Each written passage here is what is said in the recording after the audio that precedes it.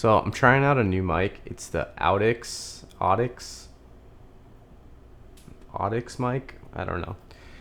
It's boomed right up above my head right here, and it's going in XLR into the camera.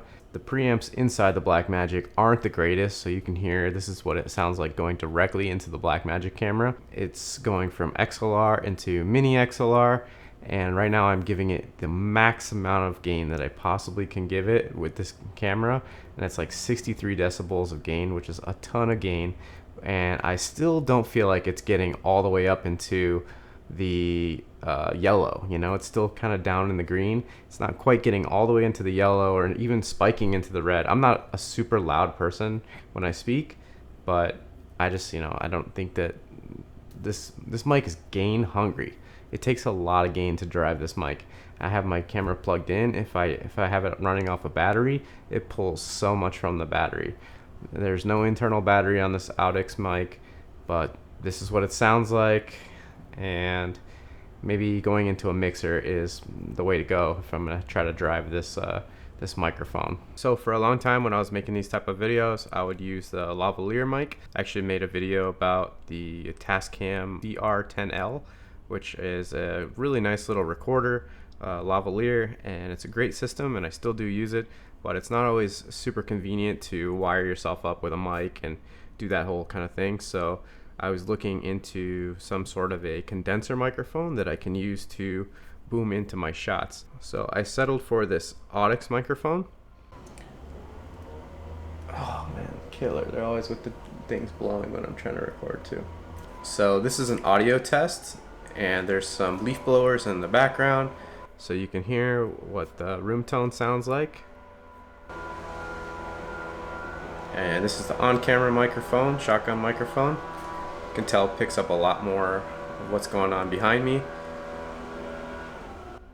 It's a pretty noisy environment, and this is the Audix mic that you're listening to right now.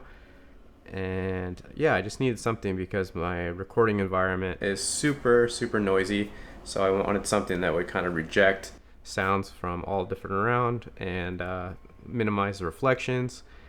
And there wasn't a whole lot of information out there about this microphone. I know that Curtis Judd made a video about it, but there wasn't too many other reviews or really people testing the microphone out. Oh man, they're here with the leaf blowers today. So this is a great test. This mic requires a ton of gain. I have it right now going into my computer through a Universal Audio Volt 1, which is a USB interface going into the computer. And I'm syncing that up in post to my A6500 camera.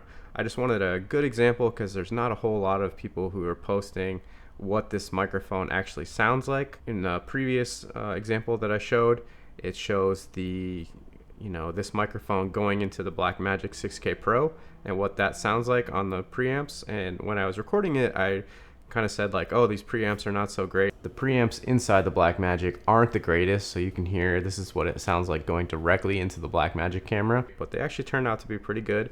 I just need to feed it a lot of gain. Also, going into the computer requires a ton of gain for it to come out sounding good. As long as you have sufficient power to this microphone, it sounds like you could get some pretty good results out of it. It's about, let's say about 8 inches above my head right now. I'm in a pretty close up right now. If I was in a wider shot, medium shot would be okay, but a much wider shot, I would feel like this microphone probably wouldn't be the best play. I would probably go for a lavalier at that point. But for this talking head, medium to medium close shot, it works great if you can get it really in close and dial up the gain. A lot of people online, when I was researching this on Amazon, different places like that, they said that this mic is the poor man's Sheps. And I looked at getting the Sheps, the CMIT 5, and a couple different Sheps microphones. And those things are super pricey. They're like almost $3,000. And for a fraction of the price, this one's $600.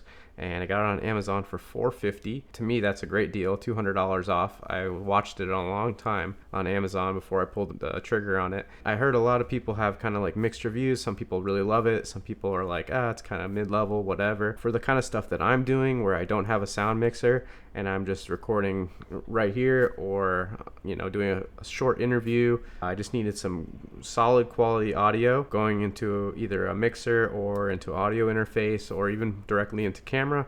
I needed a better solution than my just little on-camera mic. I feel like this is a really good solution for that, and if you're in the market for this microphone, I would say that I highly recommend it. Just make sure that your audio interface or camera or mixer or whatever you're recording into can supply at least 50 decibels, 50 to 55 decibels of gain, and has some decent preamps. And I think you should be okay. All in all, I'd recommend. I'll leave a link to this mic in the description below if you want to check it out. It is an affiliate link, so if you go ahead and click on that, it helps the channel out a little bit, and it's greatly appreciated. Once again, I'm Scott Stevenson. Thanks for watching. Feel free to check out my past videos as well as subscribe to see my future ones.